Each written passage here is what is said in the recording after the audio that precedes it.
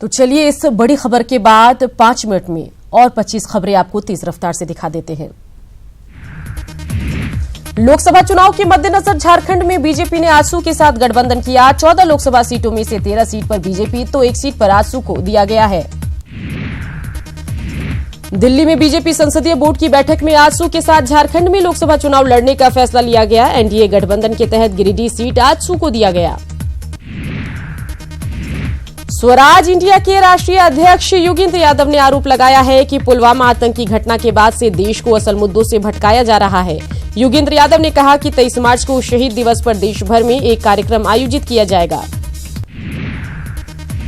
जनसंख्या के अनुपात में आरक्षण की मांग को लेकर राष्ट्रीय ओबीसी मोर्चा ने राज्य स्तरीय आंदोलन की चेतावनी दी। ओबीसी मोर्चा ने हिंदू और मुस्लिम धर्म के साथ साथ अन्य पिछड़ा वर्ग के लोगों को 52% आरक्षण की मांग की। 2016 में झारखंड राज्यसभा चुनाव में हुए गड़बड़ी मामले में हाईकोर्ट ने सरकार से जवाब मांगा। हाईकोर्ट ने सरकार को कार्रवाई का रिपोर्ट पेश करने का आदेश दिया। साथ ही कोर्ट ने राज्य सरकार से निर्वाचन आयोग के आदेश पर अब तक हुई कार्रवाई की भी जानकारी मांगी। सरायकेला में विभिन्न संगठनों से जुड़ी महिलाओं ने समाहरणालय परिसर में धरना दिया और अपनी मांगों को लेकर आवाज बुलंद की। महिलाओं ने जिले में पूर्ण शराबबंदी, महिला और छात्राओं की सामाजिक सुरक्षा की गारंटी की मांग की। गोड्डा समाहरणालय परिसर में एएनएम ने सिविल सर्जन के खिलाफ जमकर हंगामा किया। सिविल सर्जन ने पारा मेडिकल पदों के लिए आवेदन ऑनलाइन मंगवाया था, लेकिन काफी आवेदकों को छांट दिया गया।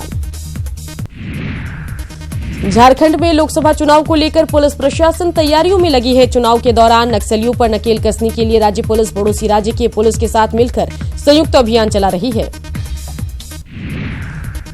हजारीबाग के केरेडारी थाना क्षेत्र के बुंडू में पुलिस और नक्सली मुठभेड़ के बाद पुलिस के द्वारा बरामद किए गए 3 शवों का शिनाख्त हो गया है। पुलिस के साथ मुठभेड़ में तीनों की मौत हुई थी। गिरिडीह के हरिहर धाम रोड में संचालित एक अवैध कोयला डिपो में देर रात छापेमारी की गई। हालांकि इस दौरान कोयला कारोबारी भागने में सफल रहा। पुलिस ने डिपो से 15 टन अवैध कोयला बरामद किया।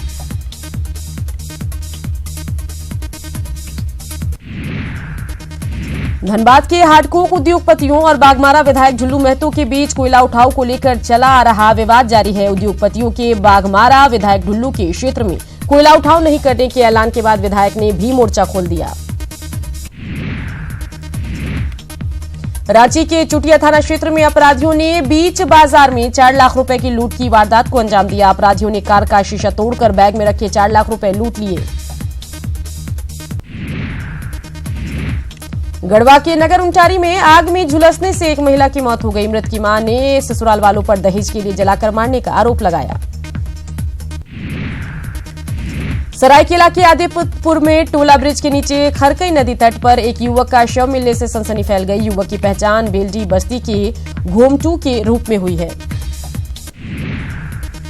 बोकारो के सेक्टर 9 में घड़ी दुकानदार शरद कुमार की पत्नी खुशबू का शव मिलने से सनसनी मच गई। 6 साल पहले शरद और खुशबू की शादी हुई थी। पति शरद ने पत्नी खुशबू की सुसाइड की बात कही है, जबकि परिजनों ने पति पर हत्या का आरोप लगाया।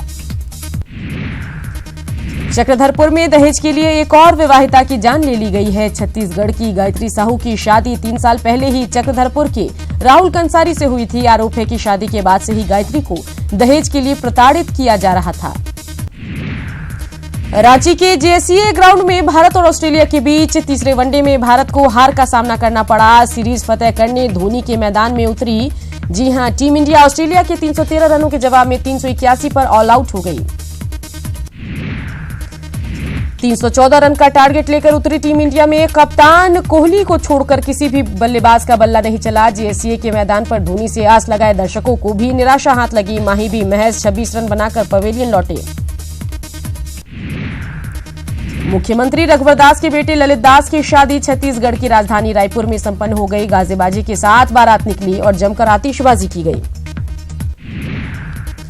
बेटे ललित दास की शादी में मुख्यमंत्री रघुवर दास भी बारात के साथ डांस करते दिखे। बैंड बाजे के साथ मुख्यमंत्री ने बेटे की शादी का जमकर जश्न मनाया। शादी समारोह में शामिल होने के लिए झारखंड से भी बड़ी संख्या में बीजेपी सांसद और विधायक समेत कई कार्यकर्ता रायपुर पहुंचे। वहीं छत्तीसगढ़ बीजेपी के अलावे कई अन्य दलों के कद्दावर नेता भी इस शादी समारोह में शामिल हुए। शादी के बाद सीएम के बेटे और उनकी पत्नी को आशीर्वाद देने छत्तीसगढ़ के पूर्व सीएम रमन सिंह भी पहुंचे। वरवधू को आशीर्वाद देने के बाद रमन सिंह मुख्यमंत्री रघुवर दास से लंबी बातचीत की। 10 मार्च को पूरे झारखंड में पल्स पोलियो अभियान चलाया जाएगा, जिसमें 5 साल तक के 60 लाख बच्चों को पोलियो ड्रॉप पिलाने का लक्ष्य रखा गया है। इस अभियान के लिए करीब 25,000 बूथ बनाए गए। 10 मार्च को धनबाद में भी 5 साल तक के बच्चों को पल्स पोलियो की दवा पिलाई जाएगी, जिसके लिए जिले में 1902 बूथ बनाए गए हैं, जिसमें 4,26,000 बच्चों को पोलियो ड्रॉप पिलाने का लक्ष्य रखा गया है। सरायकेला में इंडेक्सपो 2019 का आगाज हो चुका है। 3 दिवसीय इंडेक्सपो 2019 में औद्योगिक क्षेत्र के लिए रोबोटिक तकनीक की सुविधा लॉन्च की गई। इसके साथ ही एक्सपो में उद्यमियों को अत्याधुनिक तकनीक के बारे में जानकारी भी दी जाएगी।